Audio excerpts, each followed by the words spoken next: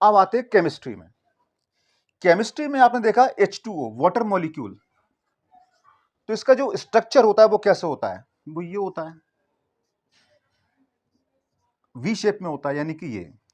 तो ये तो बॉन्डिंग हो गई हाइड्रोजन और ऑक्सीजन के बीच में, तो चलो इनका तो बॉन्डिंग हो गई। अब इस पर क्या हुआ, ऑक्सीजन पर दो लोन पेयर बच जाते हैं इलेक्ट्रॉन्स के, ये आपस में रिपल्स करते हैं, तो इस तरीके से बैंड हो जाता है।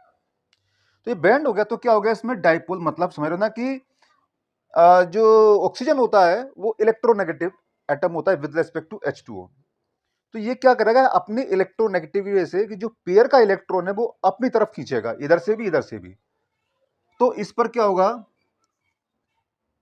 कुछ नेगेटिव चार्ज आ जाएगा, उतना ही इन पर अपोजिट पॉजिटिव चार्ज आ जाएगा।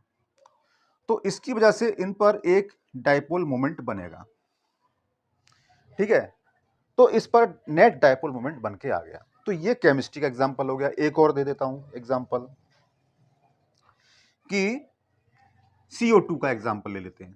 CO2, तो देखो इसमें दो ऑक्सीजन है, तो ऑक्सीजन को आप लेफ्ट राइट रखिए और कार्बन को बीच में रखिए, तो ये देखो दो बॉन्डिंग हो गई और इन पर दो लोन पेयर हो गए ऑक्सीजन पर।